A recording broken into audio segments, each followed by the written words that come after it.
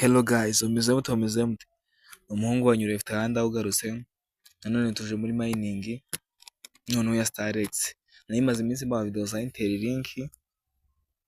Yego, ariko uyu munsi nawo narinje muri StarX mining nayo ubona ko ifite umurongo, nayitanga icyizere, bavuga ikintu bakagikora.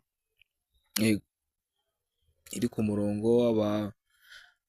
Abantu bakoze ubushakashatsi bavugana na kwa team batubwira ko iyi mining nayo iri ku murongo. Bateganya listing muri Kotafu ya 2026, ubwo ni nko mu guhera mu kwa 10 kugeza mu kwa 12 2026. Yego, noneho barateganya gutangira KYC ku itariki 28 z'ukwa gatatu. Ku itariki 28 z'ukwa gatatu. Urumva ko iyi mining nayo ku bantu mutarayitangira mukwiye kuyitangira. Ibyo binzanye ngiye kubereka muri iyi video uburyo wafunguramo account ugatangira ukamininga. Yego, ni ibintu byoroshye cyane. Yego, reka nze mbibereke step by step, ubundi muri video z'ubutaha zagenda mbereka ama update yayo yose uko bazagenda bayaduha. Ikintu cyakimwe gica no ko bazazana kwese kuri 28 z'ukwa gatatu vuba aha ngaha. Ubwo rero abantu mutarayitangira mugire vuba muyitangire kugira ngo hatazajya hagira amahirwe bacika. Nzamba kora research on bazana ikintu testinze neza. Sawa, ubwo reka nze mbereke uburyo bafunguramo account, ubundi muyitangire vuba muyikurikirane nayo, ubundi dukomeze tujyane n'ibijya mbere, tujye mu isi y'amafaranga y'ikoranabuhanga. Nyaha bitangirira buriya nyine udafite amafaranga ugura ama crypto, utangira na mining nyine yazagira agaciro, ubundi ugahita nawe ukomerezaho ukaba umu expert, ukabimenya, ukagitradinga ibintu byose. Sawa, ubwo twagiye. Nurangiza ujye muri application bita Play Store.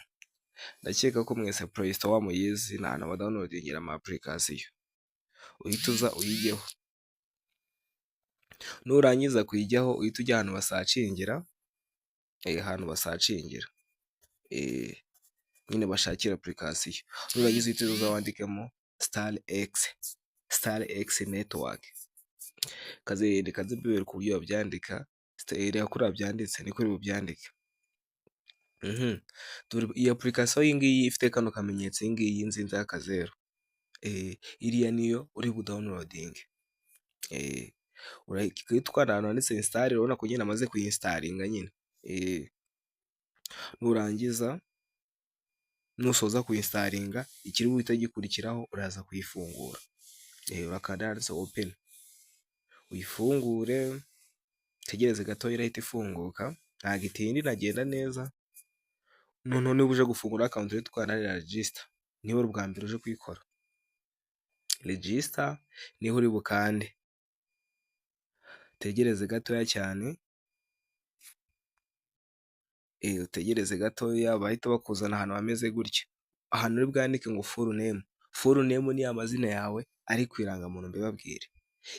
Ufatira ibanza ukaryandika n'irikurikiyeho ari kwiranga muntu mbibabwire. KYC itazakugora, wari ufite coin zawe nyinshi cyane. Wandika amazina yawe ari kwiranga muntu haranditse full name.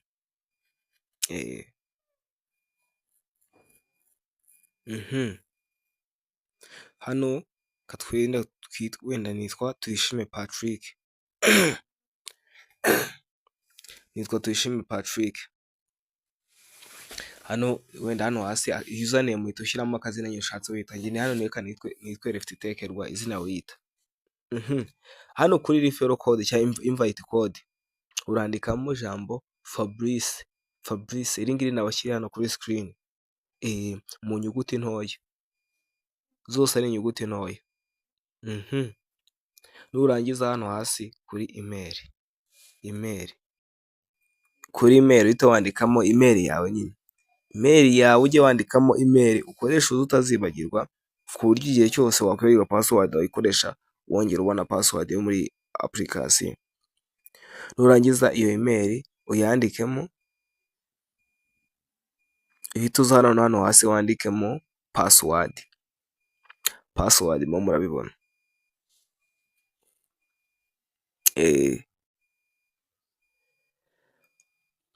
password uraza ugahimba password uzatazibagirwa kandi ikomeye ku buryo umuntu ataguhakinga. Noneho niturangiza hasi bahita bongera bakadusaba ngo twongere tuyandike, bagira ngo nyine barebe ko tuyizi tutaza guhubagurika tukabyica. Hano uhita wongera ukayisubiramo nyine, wongera ukayandika. Warangiza ubundi ikiba gikurikiyeho hano iyo umaze gusoza kwandika bino byose ucunze neza ko byanditse neza, ukanda sign up warangiza ugahita utegereza uko bisoza. Ukimara gufungura account uraza guhita ugera hano. Ukigera hano nk'ibisanzwe urahita uzajya uza kumayininga, uze ukande hano kumayininga.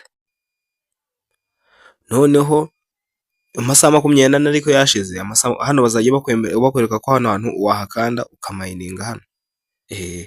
Noneho hano hari kuba following kuri X yabo, ukazajya ukurikirana amakuru yabo, ukaba following aho ujya ugikurikirana amakuru yabo bijya mbere. Ariko ibyinshi zambibashyira no kuri no channel ya YouTube, mujye mukore subscribe na like kugira byose iyo bibageraho neza 5 kuri 5. Abantu mushaka white paper rero, white paper uza hano kuri turongo tuno ugahita uhakanda, dore ngiyi white paper.